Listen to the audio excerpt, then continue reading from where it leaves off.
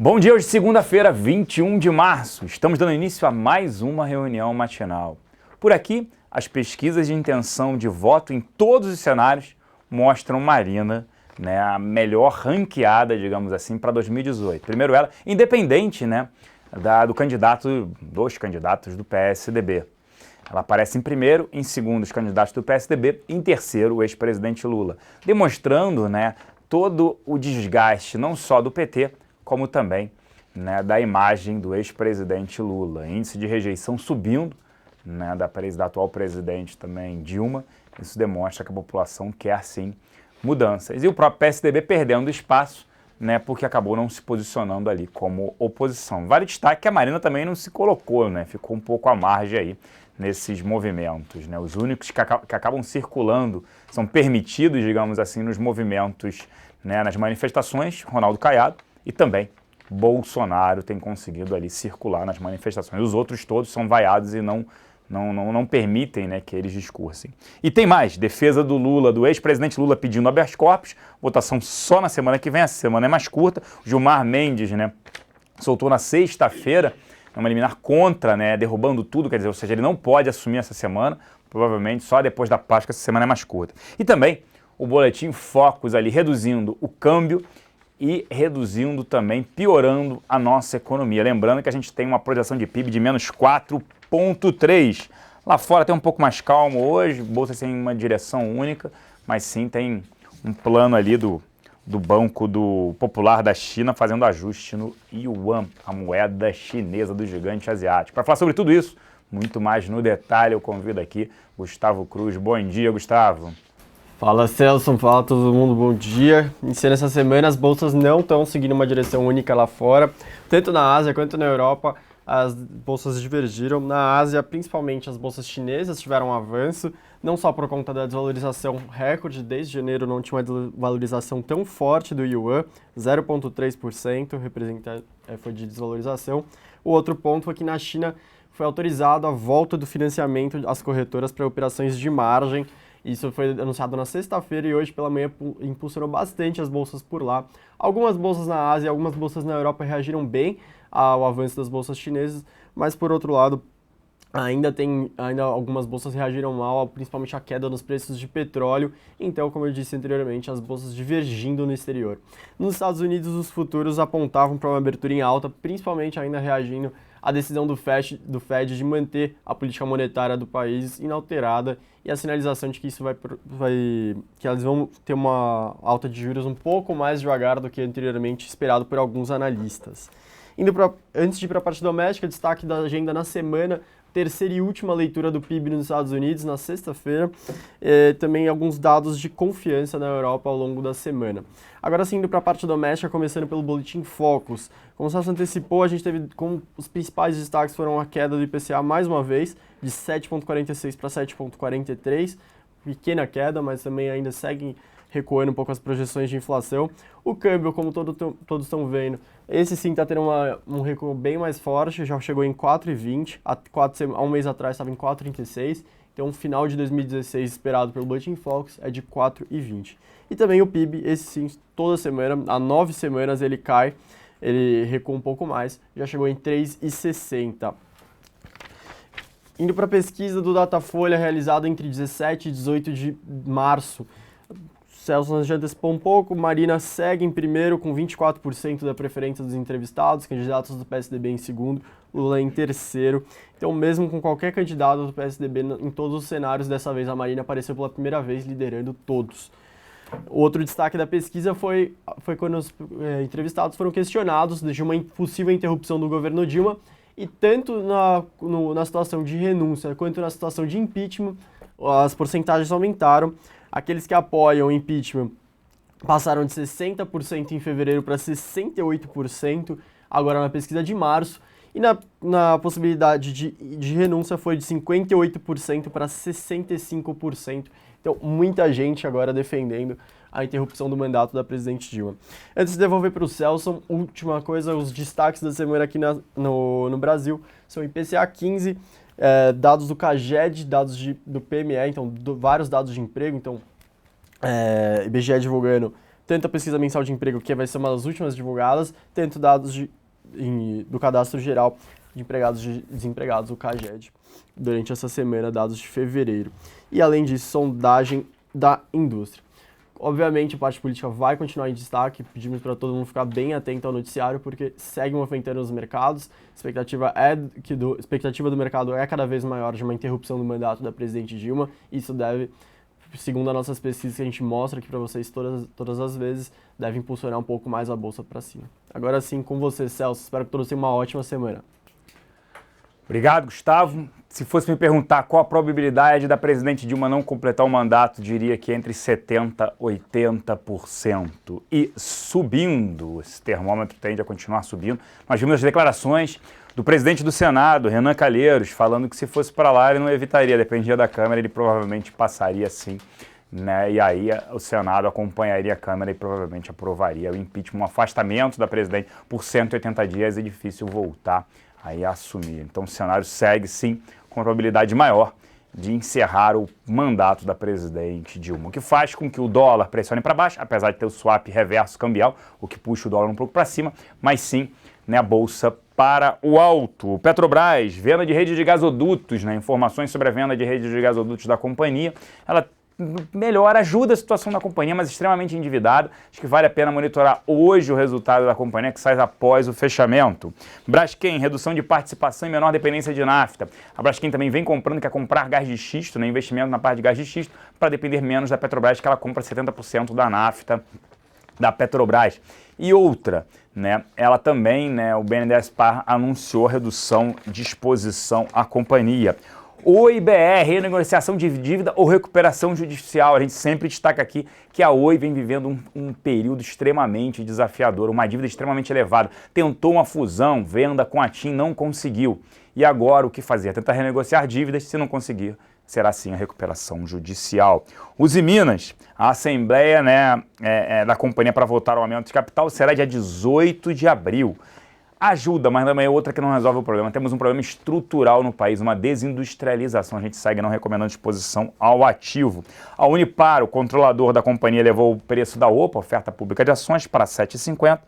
Vale fechou um acordo de longo prazo para transporte de minério, também com a Merchants Energy. Eles assinaram esse acordo de longo prazo. E, infelizmente, até o falecimento do ex-presidente da companhia, Roger Aielli, faleceu no sábado num acidente aéreo. E também General Shopping falando de venda de participação no Shopping Prudente AJ3. Vale destaque na sexta-feira da nossa mesa de aluguel. Destaques para Petro 4, Vale 5, Amar, né, Marisa, BVMF, Itaú e Oi BR4. Acho que vale o destaque.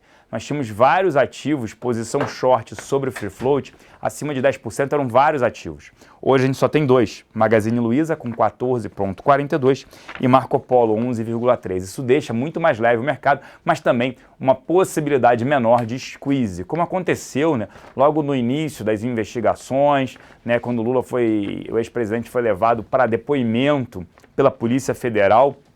Isso fez sim com que vários ativos que os investidores estavam com posição short, eles recomprassem esses ativos realizando short squeeze. E tem mais, o fluxo aqui na casa na sexta-feira, os locais terminaram o dia net vendidos em 64 milhões de reais, é constante, os locais vêm vendendo constante, pelo menos aqui na casa, net, posição net vendedora. Compraram Vale 3, Cetip, Croton, venderam Vale 5, Itaúsa, Semig, Localiza e Cirela. Nas duas pontas, Petro 4, Ambev, Bradesco, BVMF e Itaú. Já os estrangeiros, há bastante tempo que eu não via isso, também foram net vendedores em 42 milhões de reais. Destaques na compra para Braskem e Croton, destaques na venda para Petro 3, Itaú, Petro 4, Vale 5 e Embraer. Nas duas pontas, Bradesco, Ambev e Pão de Açúcar. Agora eu vou chamar aqui, início de semana, Thiago Salomão. Bom dia, Thiago. Qual é a pauta hoje aí da Infomoney? Bom dia, Celso. Um bom começo de semana para você. Bom, a pauta, mais uma vez, política, né? Não tem como fugir da enxurrada de noticiários. Eu não lembro de um fim de semana, desde as eleições, em que ninguém da redação conseguiu desligar, girar aquela chavinha de que começou o fim de semana. Em momento algum a gente conseguiu parar. É inevitável acompanhar o noticiário e repercutir algumas notícias. A gente teve Datafolha, tivemos algumas colunas interessantes. tivemos muita coisa no fim de semana e também, como você já mencionou, a tragédia com o Rogério Agnelli. Acredito que tenha sido, depois, nesse Brasil República, um dos principais presidentes de companhia brasileira. Presidente de companhia aberta, sem dúvida nenhuma, foi um dos maiores. Ele que conseguiu tocar todo o projeto de turnaround da Vale, né, que saiu de 8ª maior mineradora do mundo para a 2ª maior mineradora na gestão dele, e só deixou o cargo por questões políticas mesmo, que lembra um pouco, até hoje, o mercado ainda vê a Vale como uma empresa estatal, entre aspas, né, porque o governo acaba tendo um poder sobre a direção da companhia, né, uma perda lastimável, realmente uma notícia muito triste. Mas o mercado continua digerindo noticiário político, né? A gente viu o Datafolha, números cada vez mais emblemáticos, né, Celso? 68% não aprovam, 69% querem o impeachment, é um número muito alto, e a resposta nas ruas, né? A gente viu mais de 3,5 milhões de pessoas nas ruas na manifestação contra o governo e cerca de 250 mil pessoas na manifestação a favor do governo. Mostram bem o descasamento entre os que apoiam o governo e os que querem uma mudança já, né? Eu acho que a pergunta que eu deixo com você, Celso, é o quanto que a economia ainda vai continuar sangrando nesse vai não vai da presidente, se vai sair a Dilma ou se vai continuar. Permanece essa pressão. Até os indicadores, a gente tem uma projeção de PIB de menos 4,3%. O relatório hoje do Focus piorou também, né, a recessão para esse ano, e vem piorando também para o ano que vem. Ano que vem a expectativa é de mais 0,44%. Mas a gente já está em março de 2016, ou seja, tem um carrego que você joga para o ano seguinte. Sim, a gente pode ter ainda 2017 um ano, provavelmente um PIB zero ou até recessivo. Então a mudança é necessária. A gente está vendo aí no final de semana alguns economistas, o próprio Pastore comentando isso. A gente precisa de mudança, sim, política, porque está tudo parado. Não se aprova nada, não se vai se investir em nada. Quem é que vai investir num país que você não sabe qual vai ser o próximo passo? Se o ex-presidente Lula vai ser ministro da Casa Civil ou não, qual o poder que ele tem? Ou seja, vai utilizar reservas cambiais, vai dar guinada, o cavalinho de pau à esquerda e começar o assistencialismo, voltar se não tem dinheiro? Não faz sentido algum. Então, esse tipo de incerteza faz com que não venha investimentos. Se você tiver uma mudança, e para a gente a probabilidade dela não terminar o mandato fica entre 70% e 80% e subindo, isso sim traz nova esperança, traz um novo aí, investimento, perspectivas, como aconteceu com o Macri na Argentina. Só pela mudança de governo já houve uma melhora. Eu vou ficando por aqui. Uma excelente semana, Salomão. E lembrando, a Arena do Investidor, para pegar esses movimentos de volatilidade, é extremamente interessante que você tenha suporte de excelentes analistas. E por isso convido a todos à Arena do Investidor. Um grande abraço, Salomão. Eu volto às 11h30 com o XP Connection. Obrigado, Celso. Bom, a repercussão do noticiário político na Bolsa você vê agora no InfoMoney na Bolsa. Roda a vinheta.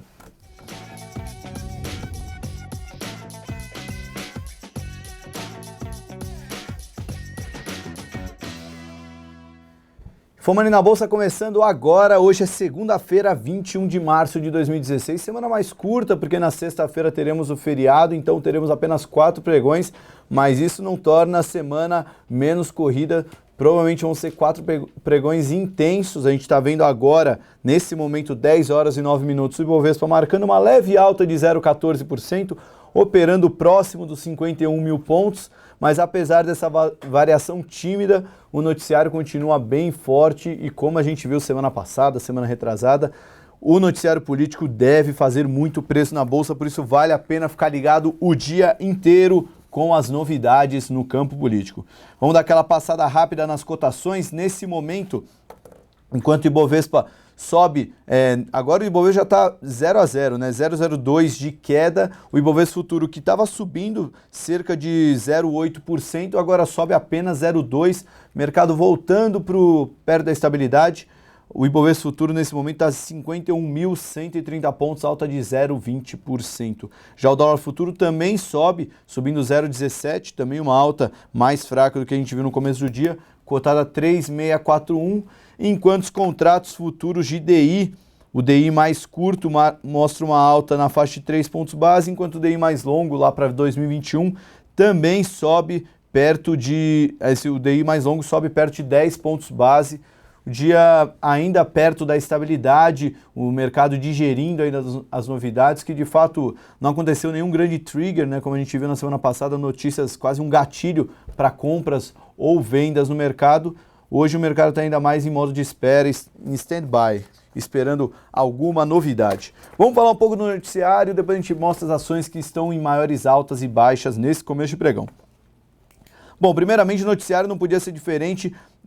A decisão do STF, o ministro do STF, Gilmar Mendes, suspendeu na sexta-feira a nomeação do ex-presidente Luiz Inácio Lula da Silva para o Ministério da Casa Civil. A decisão foi proferida em ação apresentada pelo PSDB e pelo PPS. Gilmar Mendes afirmou não ter visto intenção de Lula em fraudar as investigações sobre ele que ocorreram no âmbito da Operação Lava Jato. O ex-presidente pode recorrer ainda ao plenário do Supremo.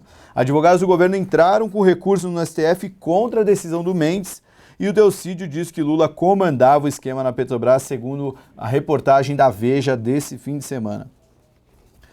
Aí nessa segunda-feira a gente já teve o primeiro sinal de notícia, veio da 25ª fase da Operação Lava Jato, que começou hoje. A Polícia Judiciária Portuguesa cumpriu o mandato de busca e apreensão e prisão preventiva de Raul Schmidt Felipe Júnior.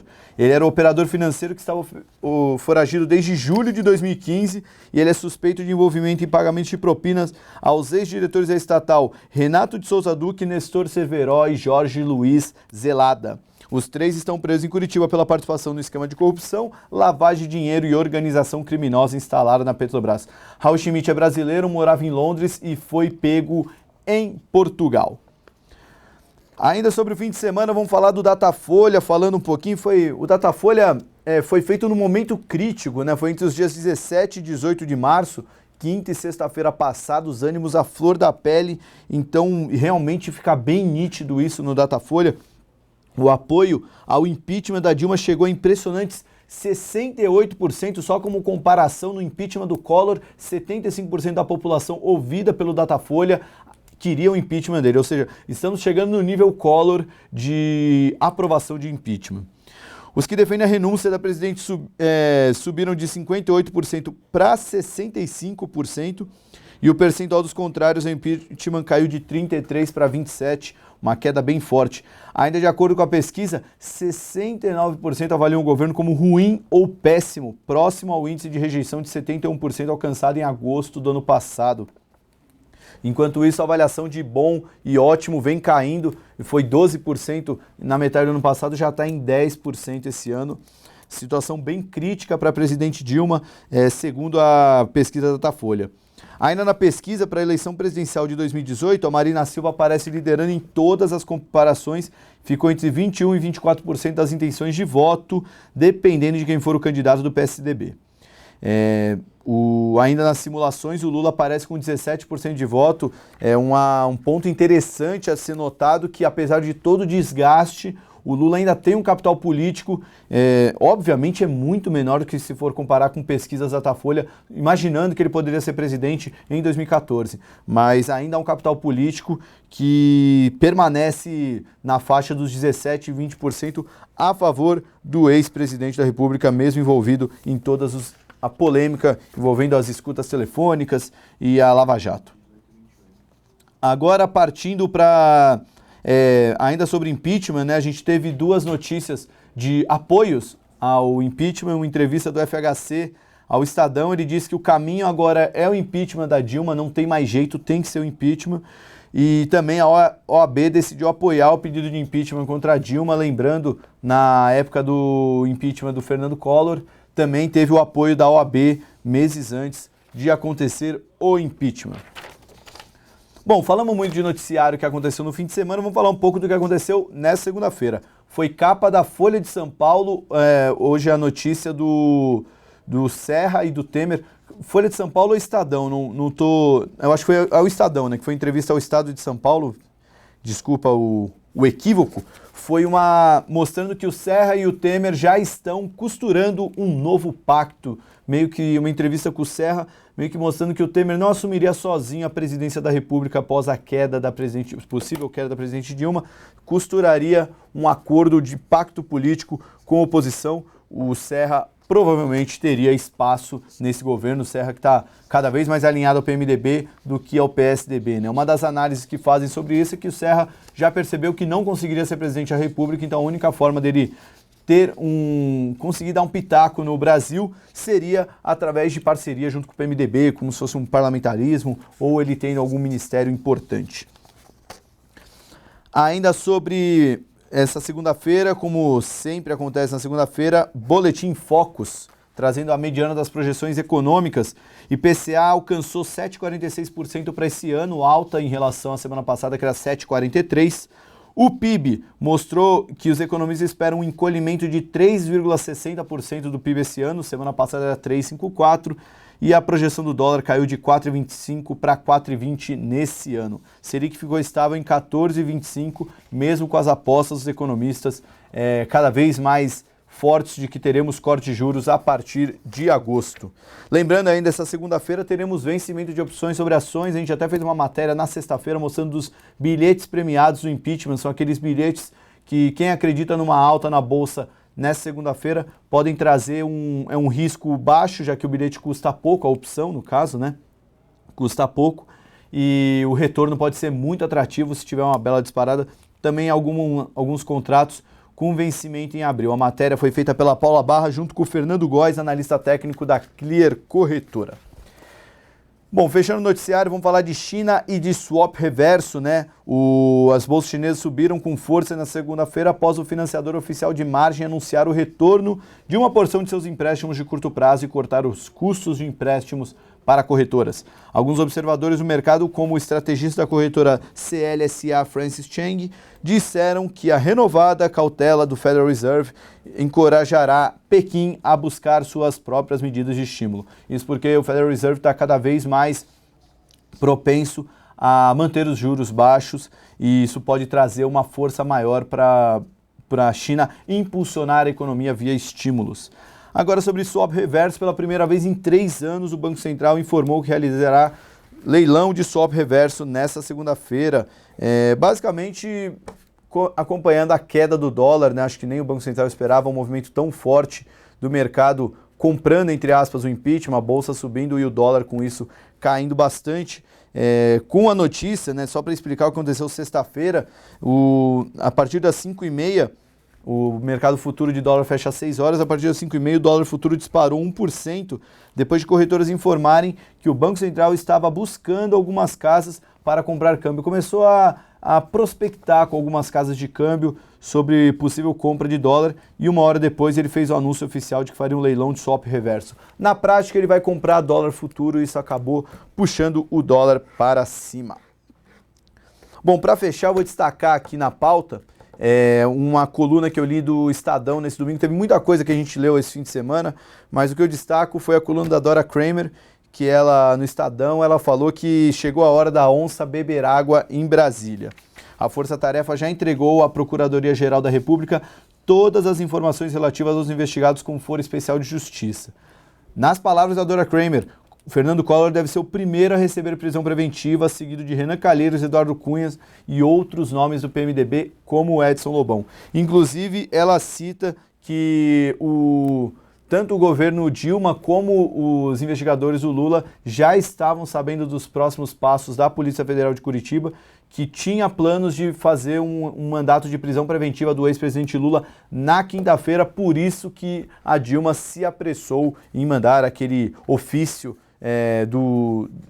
de que o Lula é ministro, né? Toda aquela bafafá que deu a escuta telefônica entre a Dilma e o Lula, que o governo alega que era só procedimento porque o Lula não ia no evento oficial de anúncio do ministro, mas a Polícia Federal pensa de outra forma, e isso a coluna da Dora Kramer também deixa claro que a Dilma agiu dessa forma porque já sabia que a Polícia Federal pretendia anunciar um mandato de prisão preventiva do ex-presidente Lula. Bom, isso é caso de justiça, isso é caso de polícia, a gente não consegue botar isso no preço, mas por isso que vale a pena acompanhar o noticiário. A gente sabe que como o mercado quer uma mudança de governo, como o próprio Celso falou, a questão não é simplesmente mudar o governo, e sim destravar a economia, que não podemos esquecer que apesar de todo esse rally da Bolsa, estamos num momento econômico crítico, o desemprego crescente, inflação crescente, PIB cada vez retraindo, e para isso a gente precisa de reformas e precisa de uma perspectiva de que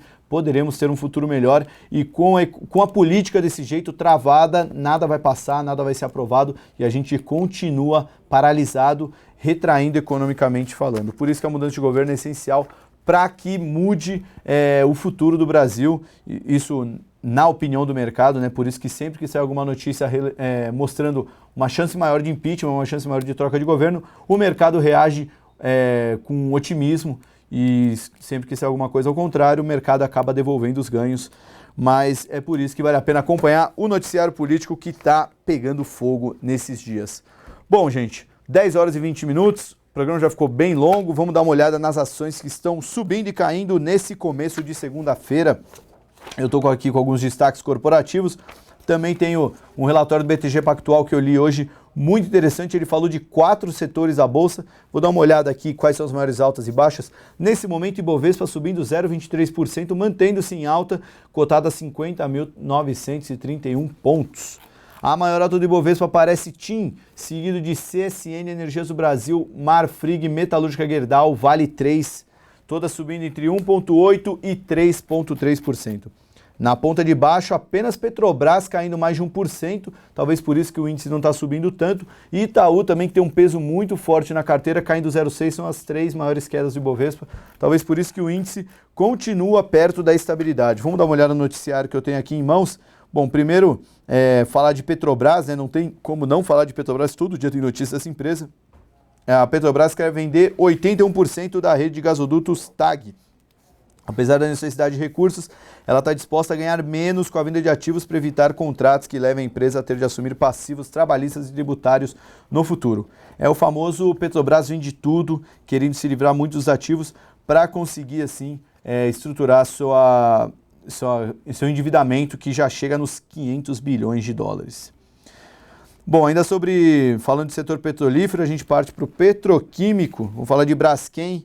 Informação de que o BNDES Participações reduziu pela metade a participação na Braskem. Ele tinha 4,33% do capital da Braskem, agora passa a ter 2,16%. Além disso, destaque para a notícia que saiu no Estadão, de que a Braskem usa gás de xisto para depender menos da Petrobras. Por 34 meses, a Braskem viveu uma queda de braço com a Petrobras, sua principal fornecedora e segunda maior acionista da empresa. A petroquímica tentava a todo custo costurar com a estatal um acordo de longo prazo para o fornecimento de nafta, que é o derivado de petróleo, que é a principal matéria-prima do eteno, que é o princípio básico da cadeia do plástico. A batalha terminou em dezembro, mas com um acordo só para 5 anos. Bom, agora partindo para resultados, tivemos resultado da Kepler Weber e da MAHLE Metal Leve. Vamos dar uma olhada como está o desempenho da ação, depois a gente comenta. Kepler Weber caindo bastante, 3,5% nesse começo de pregão, e a MAHLE Metal Leve também caindo. A Kepler Weber teve um lucro de 13 milhões de reais no quarto trimestre, uma receita líquida de 223 milhões e um EBITDA de 13,1 milhões de reais. A MAHLE Metal Leve, por sua vez, registrou um lucro líquido de 33,8 milhões, uma queda de 34% na comparação anual, e a receita líquida foi de 570 milhões, ante estimativa de 619 milhões, ou seja, um resultado bem pior que o esperado. Em relatório, o BBA já disse que esperava uma reação negativa a resultados fracos. As receitas foram menores em todos os segmentos em que custos foram afetados por eventos extraordinários e pelo término de alguns benefícios. Ainda sobre o resultado, teve a Bradespar, prejuízo líquido de 2 bilhões de reais da holding que detém participações na Vale. Não podia ser diferente, a Bradespar tem investimentos na Vale, na CPFL, e como as ações das duas empresas caíram no quarto trimestre de 2015, era natural que a empresa acumulasse prejuízo. Partindo aqui para a Oi, segundo informações do Valor Econômico, a Oi prioriza negociar com detentores de dívida externa. A operadora busca renegociar a dívida e uma negociação exclusiva com detentores do exterior, disse o Valor sem informar como obteve a informação.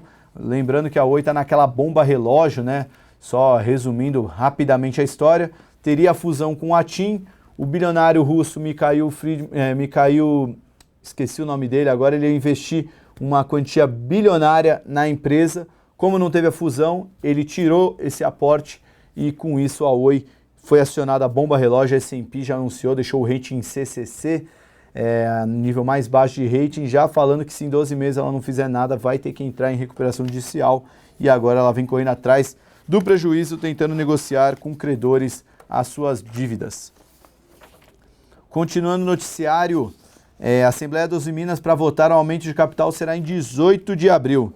Segundo Itaú BBA, apesar de reconhecermos que o aumento de capital e o acordo darão tempo e abrirão caminho para uma reestruturação da dívida, acreditamos uma posição de dívida líquida da empresa ainda incompatível com a geração de caixa em um futuro previsível. Só para lembrar, no Comprar ou Vender, que eu faço aqui toda segunda-feira à tarde no Infomoney, o analista de siderurgia, que é o Pedro Gaudi, já falou que isso é quase como tapar o sol com a peneira da Usiminas, já que ela tem uma dívida líquida de quase 5 bi de reais e tem gerado uma geração de caixa, um EBITDA negativo nos últimos anos. Para esse ano também esperado um EBITDA negativo, ou seja, uma empresa que tem uma dívida líquida enorme e está gerando caixa negativo, o cenário é catastrófico, então um aumento de capital por si só não vai resolver o problema da Usiminas, é muito maior o problema da empresa. Bom, estou vendo que a TIM é a maior alta do Ibovespa nesse momento, temos notícias sobre a TIM, né? A Telecom Itália informou nesta segunda-feira que o presidente executivo da empresa, Marco Patuano, vai deixar o cargo. O grupo, que é dono da TIM Participações do Brasil, disse em comunicado que está em negociações avançadas com Patuano sobre sua renúncia. A empresa disse que ele não apresentou formalmente a renúncia ainda. Fontes afirmaram a Reuters no sábado que Patuano iria renunciar, encerrando semanas de especulações sobre seu futuro. Conforme a maior acionista da Telecom Itália, a Vivendi aumenta a sua influência na empresa. Bom, pegar mais um destaque corporativo, Unipar. Vamos ver se a ação já abriu. Ainda não abriu, está R$ 6,00 o leilão da Unipar. Fechou o último pregão a R$ 5,13, ou seja, vem disparada da Unipar por aí. Estava muito lenga-lenga se ia ter a OPA ou não. Os acionistas controladores estavam discutindo se queriam fazer a OPA para fechamento de capital. Dentro dos acionistas controladores está o Luiz Barsi, um dos maiores investidores pessoa física da Bolsa. Mas na sexta-feira saiu um fato relevante dizendo da Vila Velha Participações, uma das gestoras que é acionista da empresa, topou participar da OPA e elevou o preço-alvo para R$ 7,50. Ela pagaria R$ 5,00 à vista e 5 parcelas de 50 centavos por ação. Então, como a ação estava R$ 5,13, vem uma OPA de 50% acima do preço, obviamente o papel deve disparar no pregão de hoje. No leilão está R$ 100,00, ainda tem um espaço para crescer. O papel ainda está em leilão. Com essa alta, fazendo uma conta de padeiro, o papel fechou perto de R$ 5,00 para R$ 6,00, é uma alta de mais de 20%, cerca de 20%, né, que fechou a R$ 5,13. Então vale a pena ficar de olho na Unipar, papel que já subiu muito nas últimas semanas. A gente sabe que papel de baixa liquidez, com pouco noticiário, é mais suscetível a insider trading. Bom, vamos continuar aqui no noticiário. Bom, pegar aqui General Shopping, gosto de falar dessa empresa porque foi eleita pela Bloomberg recentemente uma das primeiras empresas do colapso do real, quando o dólar começou a disparar no ano passado. A General Shopping foi eleita a primeira a quebrar, entre aspas, com essa disparada. Isso porque ela tem uma dívida muito alta em dólar. Ela anunciou que vendeu a fatia no Parque Shopping Prudente à J3. A operação somente será consumada após a aprovação do CAD, dentre outras condições. Uma vez verificadas as condições para a consumação da operação, a companhia deixará de deter qualquer participação direta ou indireta na empresa. General Shopping, vamos ver como é que está o papel nesse pregão. GSHP3, vamos ver se já abriu. Papel subindo 2,96%, teve apenas um negócio hoje, um papel que apanhou muito na Bolsa nos últimos meses, nos últimos anos até, papel extremamente endividado, o papel da General Shopping.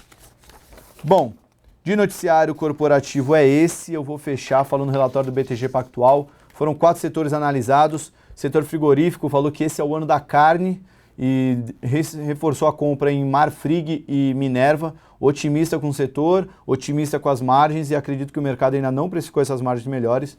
Setor de açúcar e álcool muito otimista, reiterou compra de Cosan e São Martinho e elevou o preço-alvo bem forte para as duas empresas, falando muito bem do setor de açúcar e álcool.